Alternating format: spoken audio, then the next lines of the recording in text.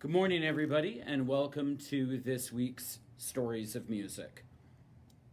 Fresh cut fruit. Their favorite bottled water, chilled, of course, or some other creature comfort. Artist requests are as old as public performance. Nowadays, these requests usually come in the form of a rider, which is literally a document attached to the contract signed by a venue for a performance. They take a number of forms, either a hospitality rider, which sets out things like favorite fruit and so on. Technical riders also give venues an idea of the technical requirements of a show. There's also merchandise riders and so on. Most of these are fairly banal, everyday requests, although sometimes they're a little more broad in scope. For example, during the 60s, the Beatles had within their rider the request that none of the shows that they would perform at would be segregated. If the audience was segregated, they wouldn't actually go on and perform. But no rider in history has ever been more famous than Van Halen's Brown M&Ms. Now, a little bit of background is in order.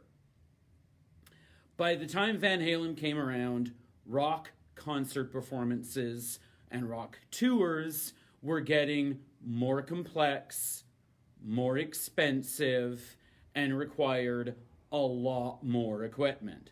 Just to give you an example, the Rolling Stones' 1989 Steel Wheels tour required 10 semi-trucks just for the scaffolding alone. So obviously, these bands needed a way to make sure that the technical requirements were being adhered to. Now, this is not just a matter of vanity on the part of the bands themselves. One tour before, David Lee Roth actually writes in his autobiography, there was an incident that nearly cost the life of one of their road crew because the rider hadn't been adhered to carefully enough. Thus comes the Brown M&Ms. Van Halen actually put, not in their hospitality rider, but their technical rider, a special request that a bowl of M&Ms would be left for the band in their dressing room, specifically with all the brown M&Ms removed. Now, of course, there's nothing special about M&Ms themselves, and there certainly is nothing special about the brown ones. So why did they do this? They wanted to make sure that the venue that they were playing at paid enough attention to the technical rider.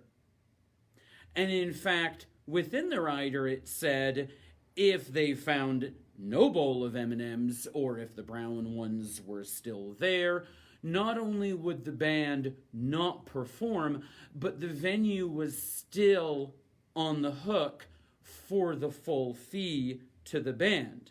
They wanted to make sure that the venue was taking things seriously. And in fact, in one instance, Roth goes on to say, when they found brown M&Ms in their bowl in the dressing room, sure enough, there had been $80,000 worth of damage done to their equipment because the stage setup had not been sufficient. So this is a great example, I think, from the history of music where asking for something without actually asking for it is a great way to get what you need and to get what you want. And all it takes is a bowl of M&Ms. Thanks for joining us for this week's Stories of Music. If you do have an idea for another stories of music that we should investigate, just drop us a line, let us know on our Facebook page, and we'll look into it. Thanks again for joining us. We'll see you next time. Bye for now.